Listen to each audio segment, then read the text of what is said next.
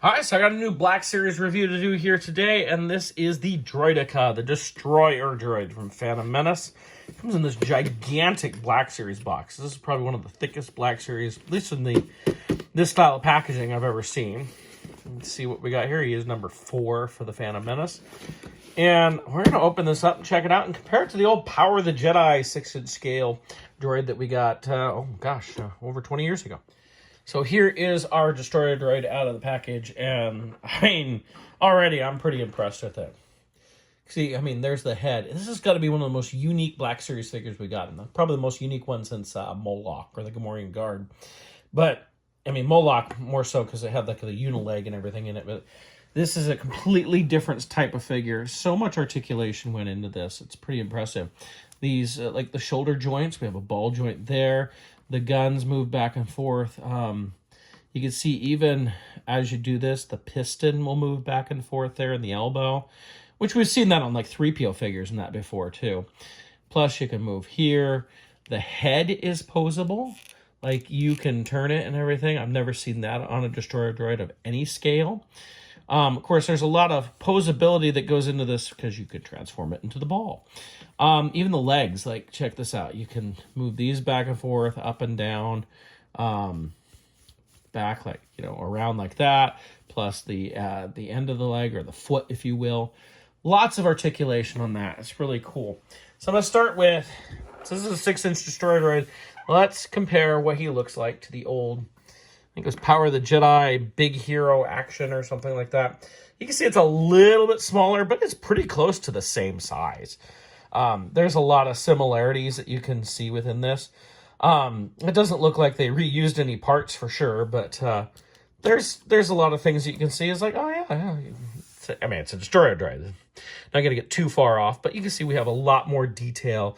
I'm looking like at the gears and everything in here as compared to right here, and what you get with that. So, but they're about the same size, which is pretty cool because, you know, this was supposed to be a 6-inch figure. So the fact that it's around the same as the new one is really good. All in all, I think, you know, it's got a nice kind of shiny paint job to it. Gives it that metallic feel. Really nice job. I'm assuming this is like their carbonized style paint, which is what I wanted them to do with the carbonized paint. Like, stop giving me repaints of figures carbonized and use that carbonized paint on figures that deserve it. I mean, a carbonized Phasma would have been nice to see or something like that, but never saw it. Even a carbonized 3PO would actually look pretty good.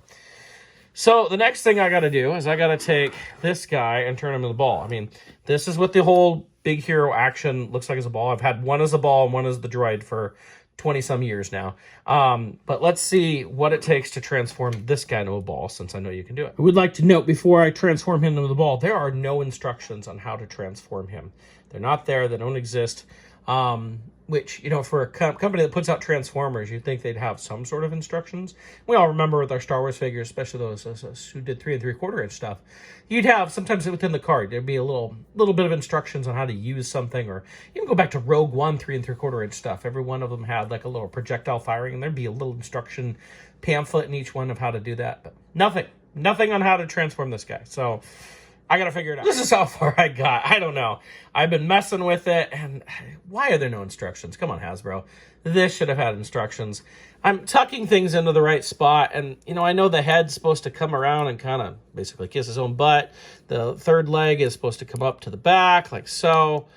And the other legs fold in here with the arms folded in. Like, I have a lot of the right ideas, but, man, it looks like junk. I'm sure there's somebody who can do a far better job. And in fact, if you find that, I should go ahead and post it in my comments. Say, hey, this person's got it. Because I don't got this. And I'll fully admit, my little Transformers collection, I need the instructions every time to figure that out. And even then, there's been a couple Transformers that I needed to go look up, like, what piece are they looking at? And that's with instructions. There were no instructions on this.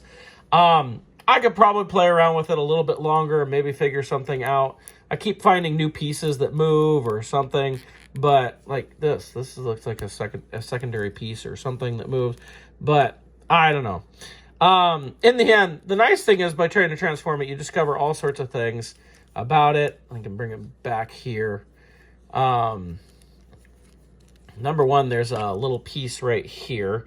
This latches to the top of the head. Now, that popped off on mine. I can't get it to pop back on. Now, how much pressure. Nothing's broken. If you watch my reviews, I didn't break it like the Empire Strikes Back C-3PO did.